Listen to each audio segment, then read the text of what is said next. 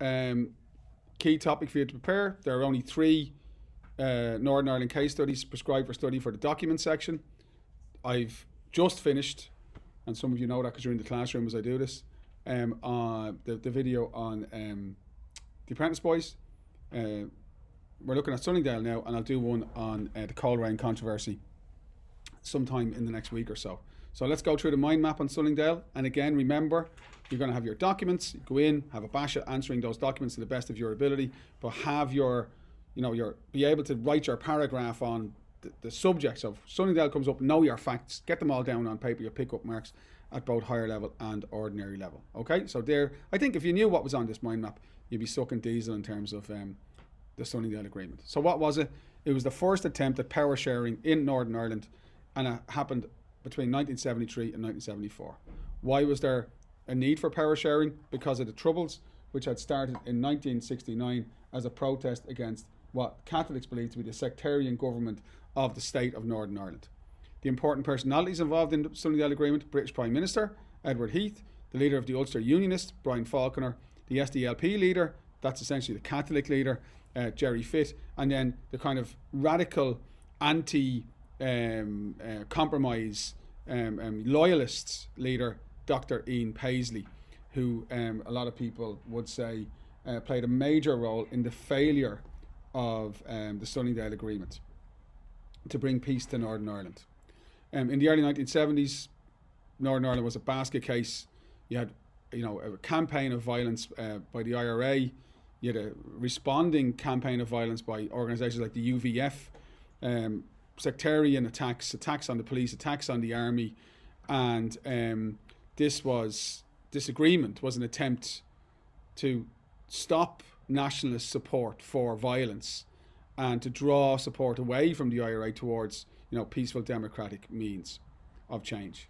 The Sunningdale Agreement introduced a new system of elections in Northern Ireland. So instead of having first past the post, which basically meant that the person with the most votes gets the seat, and anybody who didn't win gets nothing, they introduced this idea of proportional representation, that every part of the community would be represented proportionally based on their vote. So if 60% of the electorate were Protestants or Unionists, then they'd get 60% of the seats in the Parliament.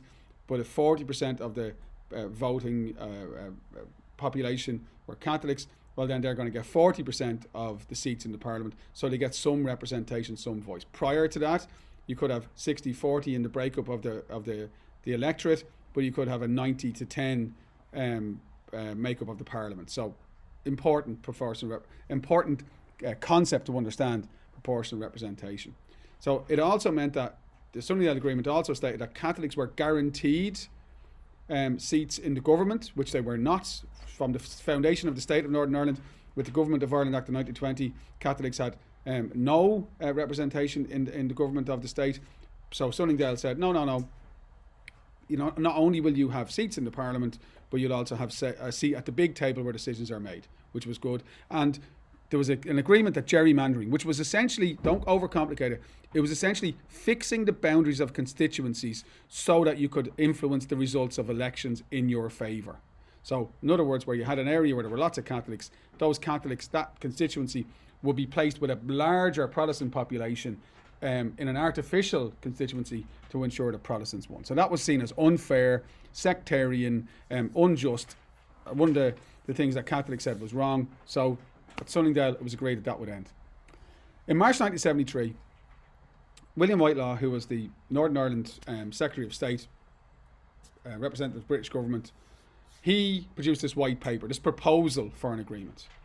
And they proposed that Northern Ireland would have its own parliament, an assembly, that the assembly would have a power-sharing executive, so both representatives of the Protestant and the Catholic, or the Unionist and the Nationalist communities in the parliament, and crucially, that there would be a Council of Ireland which would look at issues related to governance of Northern Ireland, and that the government of the southern state of the Republic of Ireland would have representatives on that Council of Ireland. Now that became the big no. When Ian Paisley said, Ulster said no, that was the thing that he was most zoning in on, that there was no way that they were going to agree to any say in the government of Northern Ireland from the Dublin government. So why were unionists opposed to power sharing? Number one, there was this sense that we had founded this state, that this was our state. James Craig was supposed to have said, in fact, I don't think in reality he did say it, that Northern Ireland was going to be a Protestant state for a Protestant people. But this idea was that this is our place, we don't have to share it with you. You have your own state down there, 26 counties, off you go down there. There was also the argument that by changing the way Northern Ireland was governed, or by introducing power sharing, that you were surrendering to terrorism. That the IRA had to, launch this campaign of bombing, of shootings, of terror, and that by agreeing to share power, you were bowing to terrorism, and that was not acceptable. But the big block was this Council of Ireland, because the Unionists saw it as a kind of a backdoor potential betrayal for the unification of Ireland. A step towards united Ireland. And that was something that was absolutely not going to be ever acceptable, and that, as part of the agreement, was the sticking point. So, June 1973, there are elections for the new Northern Ireland Parliament. Unionists win their majority, 50 seats, Nationalists win 19, and a power sharing executive was established. But Unionists still said, no, well, that's all okay, but this Council of Ireland, we object to it. So no government was formed because of that. So despite the fact there was an election, despite the fact there was an agreement of, the government, there was no actual government because of this problem with the Council of Ireland. So the Prime Minister called a meeting at a place in England called Sunningdale in December 1973, and an agreement was signed in Sunningdale by Brian Faulkner as the leader of the Ulster Unionists on the 9th of December 1973 to share power, the Sunningdale Agreement. And that was greeted with outrage by many members of the Unionists political elite or community in Northern Ireland. The DUP, the Democratic Unionist Party, led by Ian Paisley, called it a betrayal. The Ulster Vanguard, this group of young unionists, members of the Ulster Unionist Party, who were utterly opposed to power sharing, led by a man called David Trimble. They weren't even invited to Sunningdale, so they felt that this was a deal they could not accept. Faulkner was immediately condemned as a traitor by Unionists.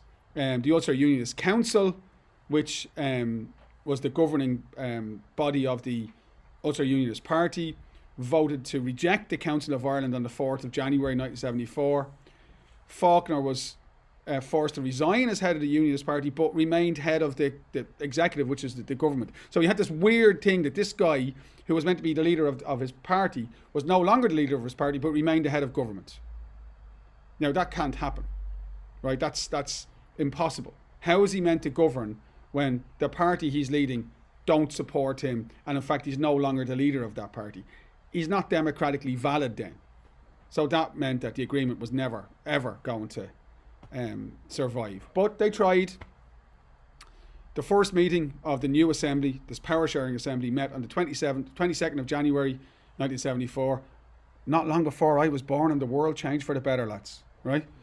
And the Unionists, the DUP and the Vanguard members went into the meeting place, and they wrecked it and threw chairs around the place and disrupted the meeting. They would never accept it. And then, of course, there was this period of months of torture where the British government persisted, and the Assembly and the Executive persisted, but just in the teeth of absolute, complete Unionist opposition, it wasn't possible. And the breaking point was on the 15th of May 1974, when the UWC, the Ulster Workers' Council, called a general strike. And that strike essentially shut the state of Northern Ireland down as long as the Sunningdale Agreement was in place. It was supported by loyalist paramilitaries from the UVF and the UFF. Ports were closed, power stations didn't work, buses, trains, airports, the transport infrastructure was shut down. It was impossible to do business. Northern Ireland was rendered ungovernable. The British government had to accept reality, closed the executive. That was the end of Sunningdale. That was the end of power sharing. Believe it or not, for the next 30 years. So, and in those 30 years, many thousands of people died in the conflict between Unionists and Nationalists, Protestants and Catholics in Northern Ireland. So there you go. That's a little bit of revision. I don't think any of you will watch it, but sure, hopefully you will.